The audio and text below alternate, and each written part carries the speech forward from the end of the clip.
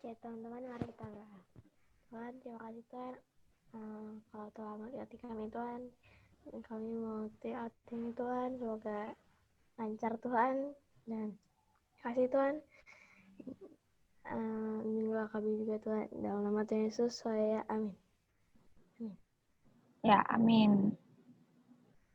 Terima kasih Sunshine sudah memimpin doa untuk hari ini. Kita akan sama-sama berangkat outing.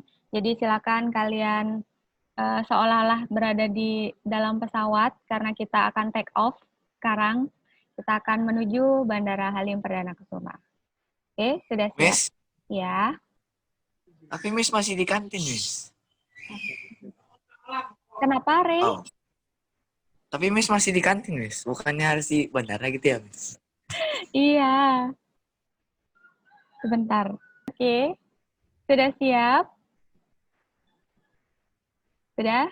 Ya, para penumpang yang terhormat, selamat datang di penerbangan Tunas Kasih Airlines. Dengan tujuan Jakarta, penerbangan ke Jakarta akan kita tempuh dalam waktu kurang lebih 1 menit dengan ketinggian 5 cm di atas permukaan gadget Anda. Perlu kami sampaikan bahwa penerbangan ini tanpa asap rokok. Sebelum lepas landas, kami persilakan kepada Anda untuk menegakkan sandaran kursi, menutup dan mengunci meja-meja kecil yang masih terbuka di hadapan Anda, mengencangkan sabuk pengaman, dan membuka penutup jendela. Atas nama Tunas Kasih Airlines bersama Kapten Yosia dan seluruh awak pesawat yang bertugas mengucapkan selamat menikmati penerbangan ini dan terima kasih atas pilihan Anda untuk terbang bersama Tunas Kasih Airlines. Bu Pramugara, di mana tempat duduk saya? Baik, sekarang kita akan menuju ke Bandara Halim Perdana Kusuma. Bu Pramugara, di mana tempat duduk saya? Sudah sampai. Iya. Karena penerbangan kita hanya 1 menit, jadi sebentar lagi kita akan landing. Bagus pemandangannya.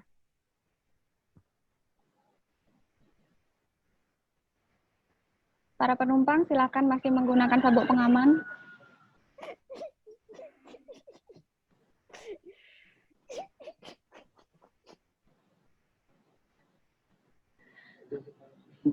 Albert.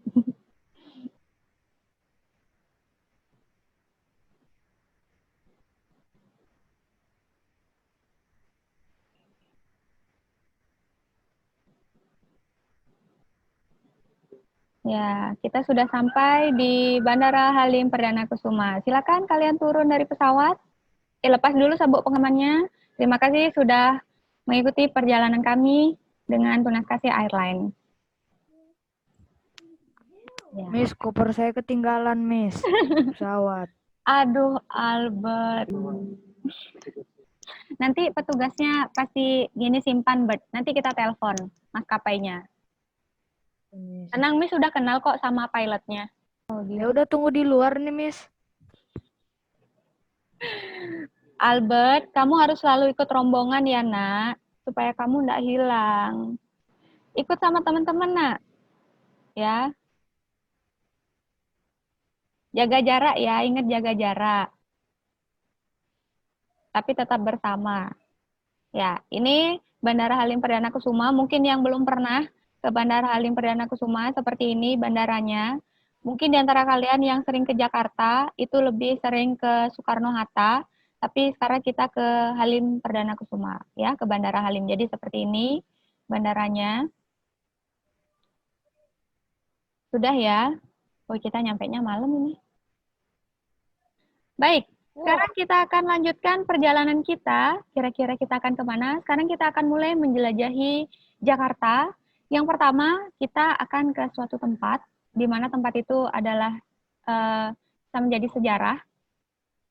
Ya, kita akan berangkat ke Monumen Pancasila. Ya, silakan Bapak.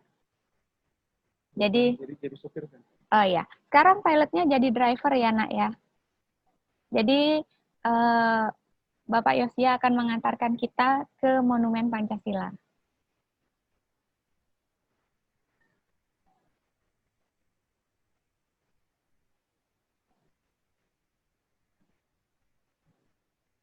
Nah, ini bisa kalian lihat penampakan dari atas bagaimana kota Jakarta. Oke. Itu kira-kira penampakannya dari atas ya nak ya, untuk Monumen Pancasila. Untuk lebih detail, kita akan menyaksikan sebuah tayangan.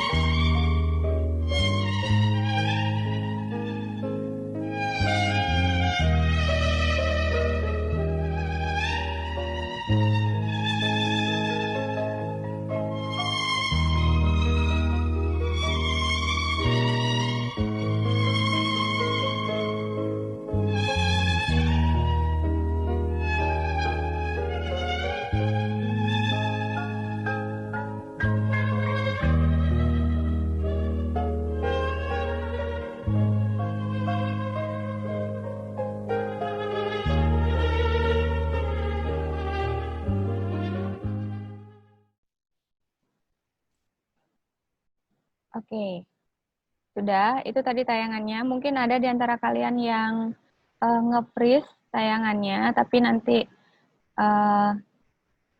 bisa kalian lihat di videonya ya. Jadi itu adalah Monumen Pancasila Sakti. Jadi Monumen Pancasila Sakti itu adalah suatu tempat di mana ya namanya saja Pancasila ya. Jadi namanya Pancasila. Jadi untuk sebenarnya Monumen Pancasila Sakti itu adalah untuk mengenang ya, mengenang pahlawan revolusi saat itu. Jadi Monumen Pancasila Sakti sendiri diprakarsai atau yang punya ide untuk membuat monumen tersebut adalah Presiden Republik Indonesia yang kedua. Kira-kira kalian tahu siapa Presiden kedua Republik Indonesia? Soeharto. Soeharto. Ya, jadi yang merencanakan untuk membuat monumen tersebut adalah Bapak Soeharto ya, almarhum. Jadi beliau yang membuat ide untuk membangun monumen tersebut dengan maksud untuk mengenang ya bagaimana 7 pahlawan revolusi tersebut mempertahankan ideologi Pancasila. Ya, mungkin Mr. Yosi bisa menambahkan bagaimana monumen Pancasila Sakti tersebut dibangun. Oke. Anak-anak bisa terdengar suara Mr. Yosi?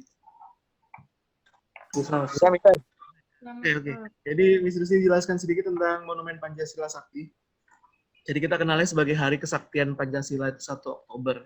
Ada satu peristiwa pada tanggal 30 September 1965.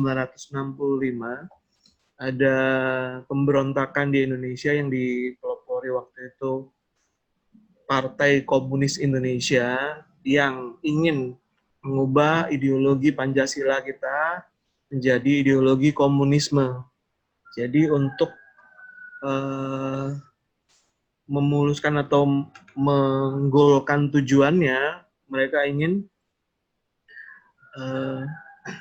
kekuasaan yang saat itu militer, yang dari pihak militer, hancurkan terlebih dahulu ya. Jadi untuk mengganti ideologi nasionalisme Pancasila kita menjadi ideologi komunisme, sehingga jenderal-jenderal yang saat itu ada di Tentara Nasional Republik Indonesia, terutama di Angkatan Darat, jenderal-jenderal itu menjadi sasaran penculikan dan pembunuhan. Jadi jenderal menjadi sasaran penculikan dan pembunuhan.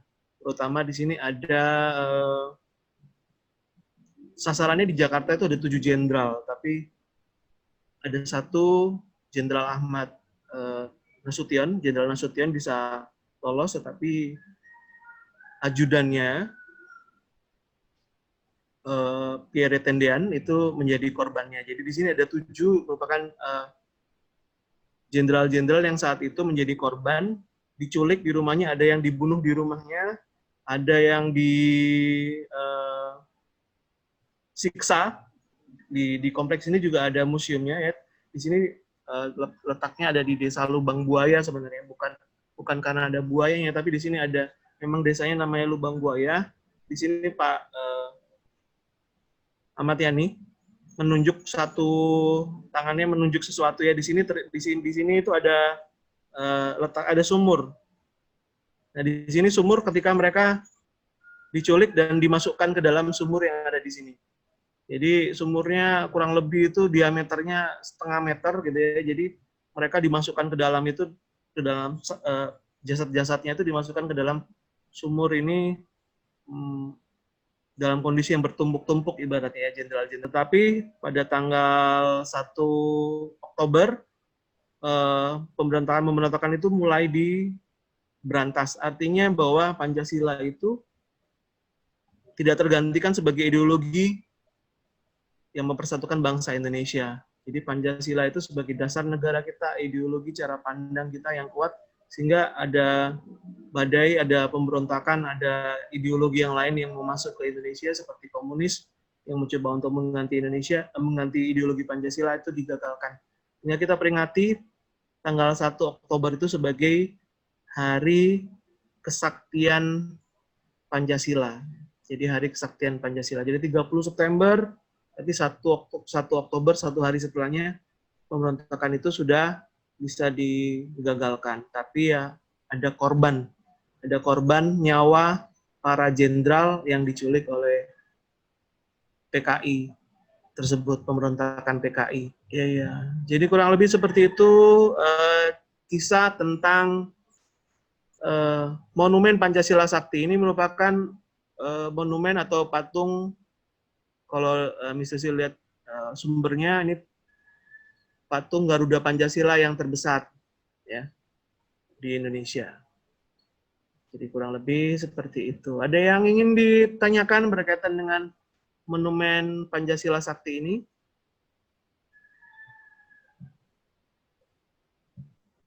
Silakan kalau ada yang mau bertanya. Mister, Iya, Nak. itu tahun berapa, Sir? Pembuatannya atau peristiwanya? Peristiwanya. Peristiwanya tahun 1965. Mister, saya ada pertanyaan, Mister. Silakan. Buat pemberontaknya, Mister, akhir-akhirnya mereka kenapa, Mister? Ditaruh penjara atau apa, Mister? Jadi materi ini nanti akan banyak kita bahas di kelas 9, tapi sebagai sekarang ini kita kan juga mempelajari PKN tentang Pancasila sebagai ideologi ya. Jadi setelah tahun 1965 terjadi bisa dikatakan kekacauan ya di Indonesia ya. Sejarah yang pahit ibaratnya buat bangsa Indonesia. Di mana penumpasan pemberontakan PKI bukan hanya menyasar pemimpin-pemimpinnya saja. Jadi ada beberapa pemimpin-pemimpin pemberontakan PKI yang ditangkap dan dihukum mati, tetapi ada beberapa orang yang mungkin hanya sekedar simpatisan. Simpatisan itu mungkin orang yang hanya mendukung, tapi tidak mengetahui tentang terjadinya pemberontakan. Mungkin dia hanya mendukung partainya saja, ya di beberapa daerah mereka hanya mendukung partainya tanpa mereka tahu pemberontakan yang dilakukan oleh pemimpin-pemimpinnya yang di Jakarta. Akhirnya mereka juga ikut menjadi korban. Banyak yang ditangkap di daerah-daerah, banyak yang juga dibunuh tanpa diadili dan lain sebagainya. Jadi orang yang dianggap PKI saat itu sangat dibenci gitu ya. Bahkan mungkin sampai sekarang PKI, Partai Komunis Indonesia, menjadi partai yang dilarang di Indonesia. Ideologi komunis merupakan ideologi yang dilarang gitu ya. Kita tidak boleh sembarangan menyebutkannya atau menggunakan lambang-lambangnya. Banyak yang dipenjara, banyak yang ditangkap gitu ya, karena menggunakan simbol-simbol Partai Komunis Indonesia atau Komunis Indonesia, ya banyak yang terjadi. Bahkan data tidak resminya jumlah korban akibat pembersihan dari Partai Komunis Indonesia itu sampai 1 juta orang di Indonesia yang meninggal. Jadi ada yang mungkin satu desa ditangkap karena desa itu mendukung partai, padahal mereka tidak ikut pemberontakan, tapi karena mereka dianggap mendukung, mereka juga ikutan ditangkap. Jadi itu momen yang pahit buat bangsa Indonesia ini. Tapi di satu sisi, pemberontakan itu juga menculik, membunuh jenderal-jenderal tersebut dengan tidak berperi kemanusiaan. Ya kurang lebih seperti itu. Oke, Mister, terima kasih. Saya nanti. Ada yang resen lagi? Ya, silakan. Mister, saya mau bertanya. Saya kurang paham sama apa ideologi komunis itu gimana? Oke, jadi itu materinya berbeda lagi kalau misalnya saya menjelaskan tentang ideologi komunis dengan Pancasila itu bisa 4 pertemuan lagi ya. Nah ya, cuma memang kurang lebih di dunia ini ada ideologi-ideologi yang berbeda-beda di dunia ya. Ada yang komunis, ada yang demokrasi, ada yang kerajaan gitu ya. Nah, Indonesia ini sudah kita sepakati sebagai suatu konsensus bersama, suatu dasar negara yang terkutip dalam pembukaan Undang-Undang Dasar 1945 bahwa dasar negara kita ini adalah Pancasila gitu ya. Dasar negara ini adalah Pancasila dan tidak ada yang bisa menghentikan ideologi Pancasila itu sebagai dasar negara kita gitu ya. Kalau ideologi komunis itu biasanya ada di negara seperti Cina, Korea Utara, Vietnam, itu negara-negara yang punya ideologi komunis gitu ya. Uni Soviet dulunya. Jadi berbeda dengan ideologi Pancasila yang ada di Indonesia. Nah, pada awalnya ideologi komunisme itu juga ada hal yang baik, gitu ya, tetapi tercoreng karena ada pemberontakan ini, ada pembunuhan ini, tercoreng itu ibaratnya ya. Jadi sehingga ideologi komunisme dilarang di Indonesia. Kurang lebih seperti itu, Valen ya. Makasih. Oke, karena waktunya beberapa menit lagi akan mati Zoom-nya, jadi nanti silakan kalian login lagi ya. Tadi ada yang mau bertanya lagi nggak tentang Monumen Pancasila? Miss, Ya. Miss Christina. Iya, gimana? Jam berapa kita balik ke hotel, Miss?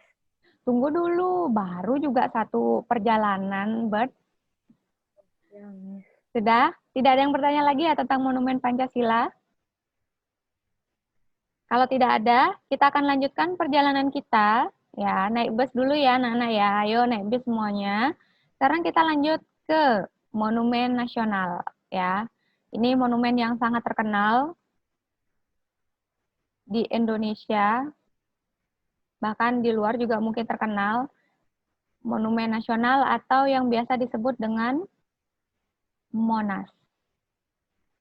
Ya, jadi ikonnya Jakarta, Monas.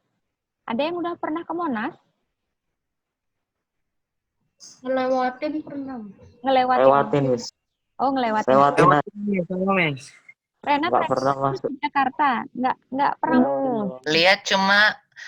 Lihat hanya lewat doang, Miss. Oh ya.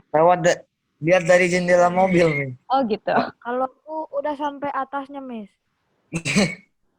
Iya.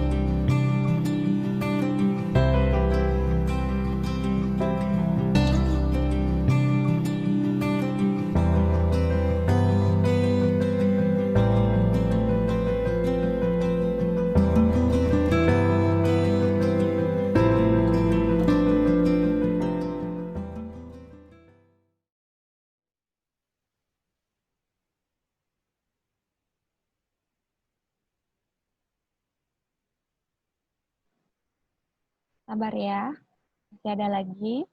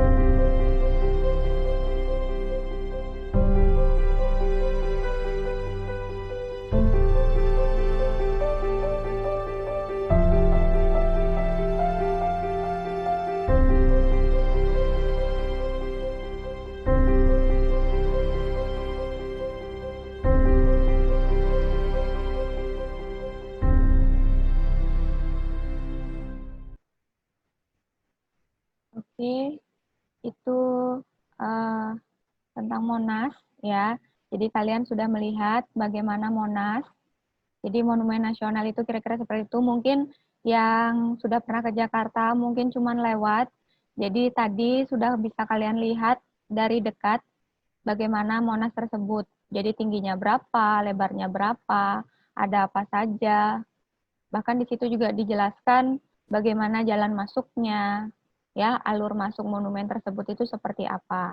Mungkin kalau kalian lihat tadi yang di lift itu desa-desaan ya, karena memang Monumen Nasional itu pengunjungnya banyak. Hanya untuk saat ini kan masa pandemi sepertinya belum sampai sebanyak itu, atau mungkin masih ditutup ya, Mister ya?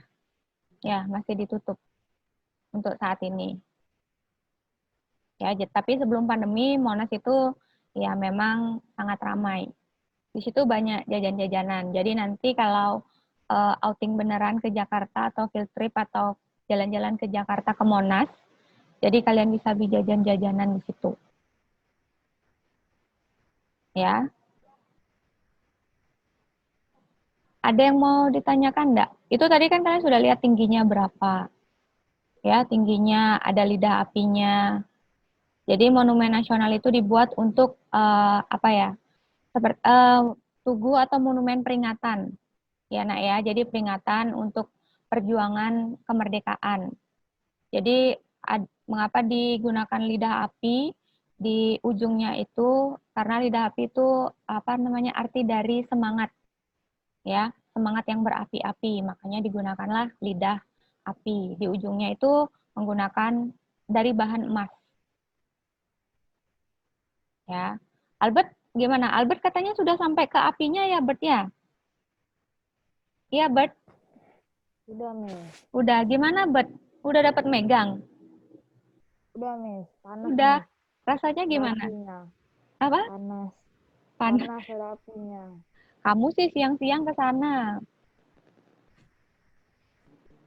Tapi enak, Miss, terbangin layangan di sana. Kenapa? Terbangin layangan langsung terbang, Miss. Langsung terbang. Kamu langsung ke Mars ya, Bert? Iya, Miss. Oke. Kalian ada yang capek? Mungkin habis perjalanan tadi? Iya, tingginya 132 meter ya, Nak ya. Tingginya 132 meter. Kenapa, Bert? Kita makan siang, Miss. Belum. Kalian boleh minum dulu deh. Minum dulu, mungkin capek. Kalian tadi, Ini aja bentar ya, Miss. ya, silakan minum dulu. Miss. Miss. Ya, silakan istirahat dulu. Miss izin minum. lagi panas ya. Izin minum ya. Iya, silakan. Boleh minum dulu. Miss, boleh mampir ke Indomaret dulu, Miss. Ke Indomaret, jangan dulu nak. Nanti kamu gini lagi ketinggalan lagi kayak Albert. Jangan dulu ke Indomaret. Nanti deh kita bareng-bareng. Nanti bareng-bareng menuju bandara tuh ada Indomaret, kita ke Indomaret. Bukan kita nginep dulu. Nginep. Iya, kita nginep ke Jakarta. Udah, langsung pulang aja. Bet kan lagi pandemi. Nah, jadi ini daerah sekitar Monas. Tuh ada kantor Pertamina. Nah, itu Monasnya tuh.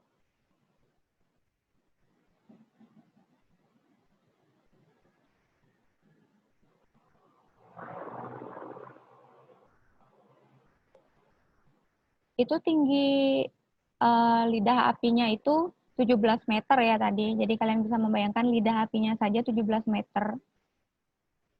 Kalau kita tingginya ya paling 160. Paling tinggi dah. 170 nih.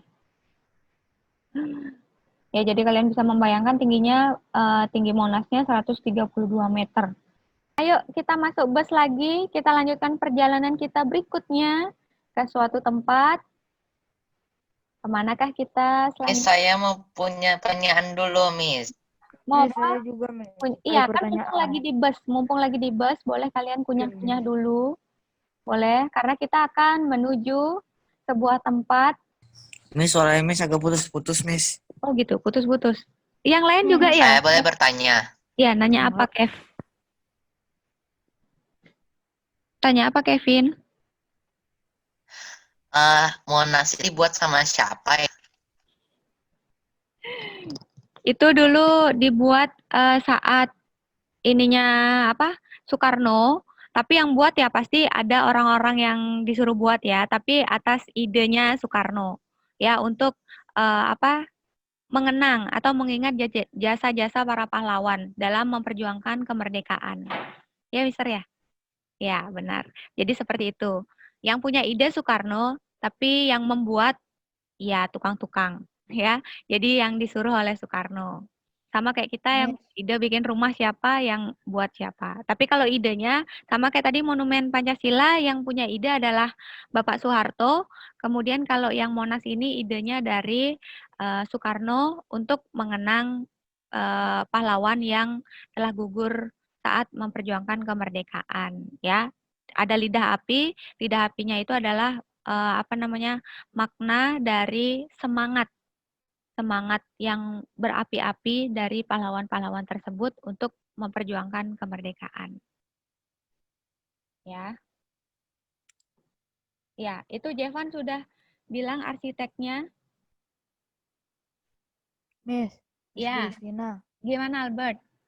nanti kita sempat ke GBK nggak, Miss? Kita sepertinya tidak ke GBK dulu ya, Bert ya. Oke, Miss. Sekarang kita akan ke Istana Merdeka. Ya, kita ke Istana Merdeka ya. Jadi supaya kalian tahu bagaimana Istana Merdeka. Kalau kalian Istana Merdeka itu kemarin, kalau kalian nonton upacara bendera setiap tanggal 17 Agustus secara nasional itu dilaksanakan di Istana Merdeka. Jadi kalian sekarang silakan lihat video dulu. Tayangan tentang Istana Merdeka. Kami punya paket yang menarik juga, ini seperti upacara Hari Kemerdekaan yang selalu dirayakan di halaman Istana Merdeka. Kami akan mengajak Anda untuk melihat sejarah Istana Merdeka yang berusia lebih dari 1 abad. Upacara Hari Kemerdekaan Indonesia selalu dirayakan di lapangan Istana Merdeka. Gedung Istana Merdeka memiliki sejarah yang lebih panjang dibandingkan dengan umur kemerdekaan Republik Indonesia. Istana Merdeka dibangun pada masa pemerintahan Gubernur Jenderal James Linden di tahun 1873 dan selesai dibangun tahun 1879. Sejak dibangun, Istana Merdeka resmi menjadi tempat kediaman Gubernur Jenderal. Gedung bergaya neo-Greco-Roman yaitu perpaduan arsitektur Yunani dan Romawi menjadi salah satu gaya termewah pada saat itu. Istana Merdeka dibangun dengan pengawasan arsitek Mr. Drosares. Istana Merdeka memiliki luas bangunan 2.400 meter persegi dengan luas lahan komplek kepresidenan mencapai 68.000 meter persegi. Di belakang Istana Merdeka, Indonesia memiliki sebuah istana yang dikenal dengan nama Istana Negara. Perbedaannya adalah Istana Negara lebih sering digunakan untuk agenda pemerintahan dan juga kenegaraan. Istana Negara dibangun lebih dahulu pada tahun 1796 dan selesai dibangun pada tahun 1804 di masa Gubernur Jenderal Johannes Sieber. Istana Negara juga menggunakan gaya arsitek Yunani yang pada masa itu menjadi simbol kemegahan. Luas Istana Negara mencapai 3.375 meter persegi di atas luas lahan 68.000 meter persegi. Sejak masa Presiden Soekarno, Istana Merdeka digunakan sebagai tempat acara kenegaraan seperti pelantikan pejabat tinggi, pembukaan musyawarah, hingga rapat kerja nasional. Istana Negara lebih dititik beratkan sebagai tempat kegiatan resmi kepresidenan. Di hari ulang tahun kemerdekaan Republik Indonesia, Istana Merdeka dan Istana Negara akan difungsikan secara bersamaan. Jika Istana Merdeka menjadi puncak perayaan detik-detik proklamasi, maka Istana Negara menjadi tempat jamuan para tamu undangan. Oke, jadi itu tentang Istana Merdeka dan Istana Negara ya. Jadi Istana Merdeka itu di depannya, Istana Negara itu di belakangnya. Jadi fungsinya tadi sudah dijelaskan ya di video. Kalau Istana Merdeka itu digunakan biasanya saat detik-detik proklamasi, jadi upacara penaikan dan penurunan bendera. Jadi kemarin yang kalian tonton di televisi itu tentang detik-detik proklamasi. Jadi upacara penaikan pengibaran bendera, jadi itu adanya di Istana Merdeka. Kalau dulu waktu sebelum pandemi, setelah upacara itu kan pasti ada undangan-undangan, jadi undangannya dijamu di Istana Negaranya.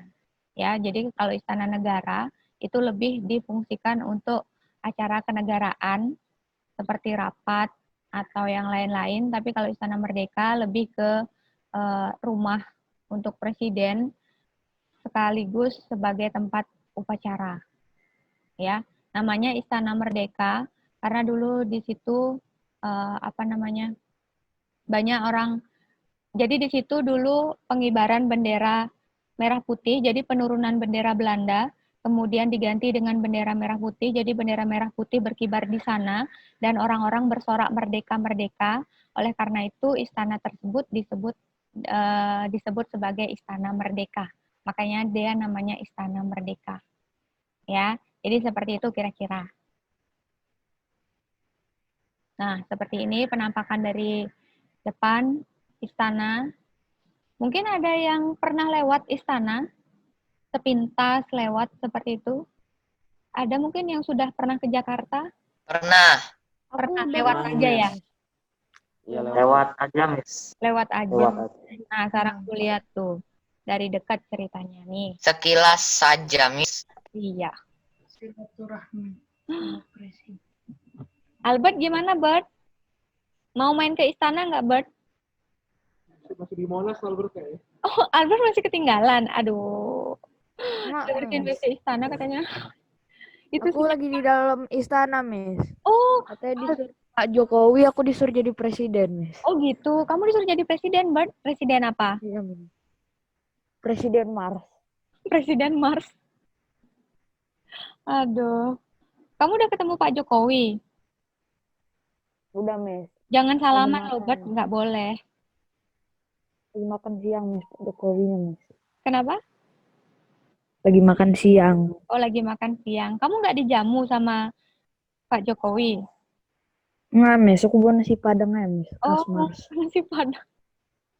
Ntar nanti kita cari nasi padang. Di tempat masing-masing ya. Yeay! Nasi padang. Kalian suka nasi padang ya? Oh, tuh jalur khusus Transjakarta. Ada yang pernah naik Transjakarta belum? Belum. Mister, itu di depan istana di Indomaret, Mister. Di depan sana ada Indomaret. Gak ada, Nak. Itu kanan lagi. Kanan. Mana ada? Ada. Lihat ya. Mana? Itu loh, Miss. Masa Miss nggak lihat sih? Yang warna merah biru tuh bird ya? Iya, merah biru kuning. Udah nanti aja. Nanti aja. Ada Mister Indomaret. Bentar. Mana dia? Balik lagi ke situ, Mister. Kayaknya itu yang dimaksud.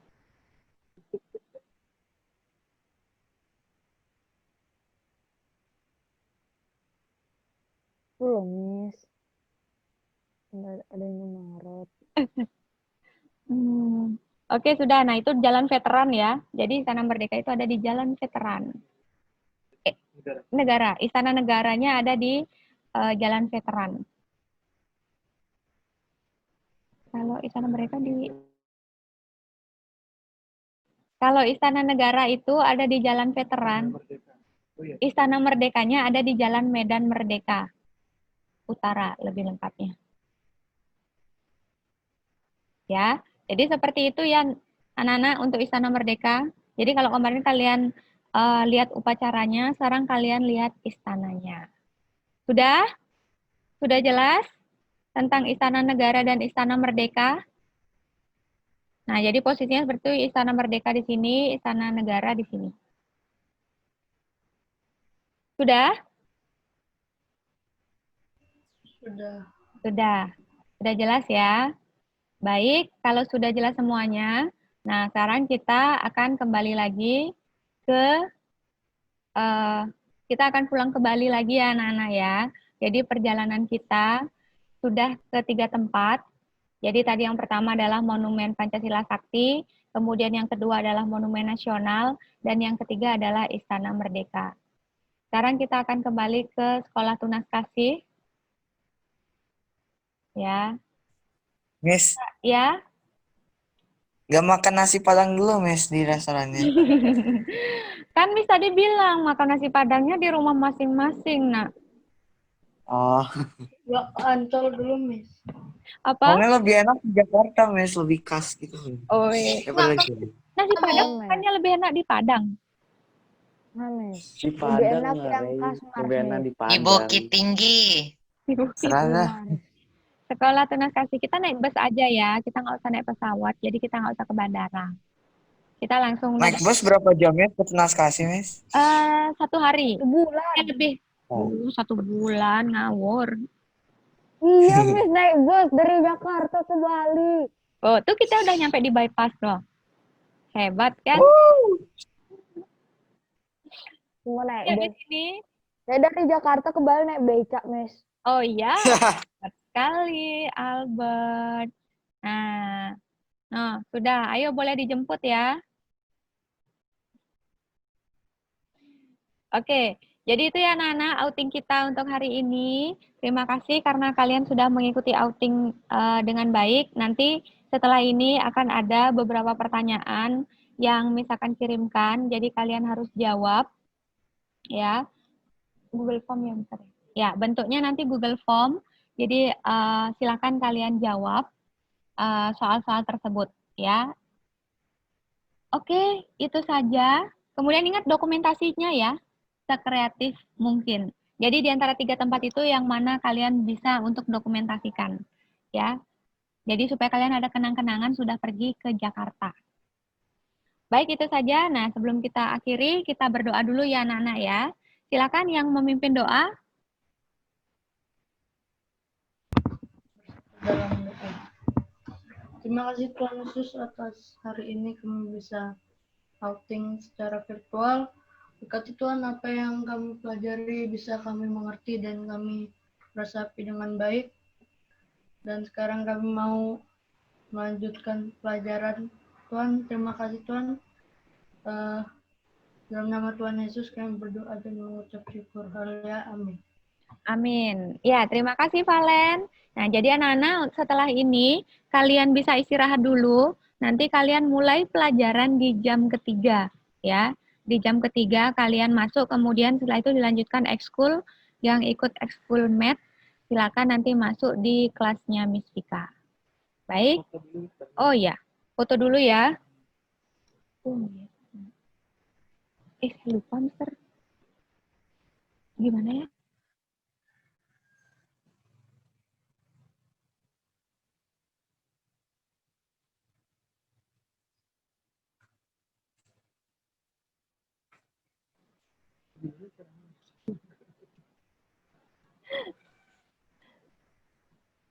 Ini siapa Valen nih jago. Yang bisa mengeluarkan background kayak gitu itu keren banget. Tuh Valen tuh ada backgroundnya, dia lagi di Jakarta. Albert, mana kamu, Bert? Kalian masih di Jakarta. Lagi, Mister. Oh, di Ngurah Raya. Oke. Oke. Boleh ya nanti ganti baju setelah ini. Oke. Siap? Siap? Senyum ya. Senyum ya. 1, 1, 2, 3. 3.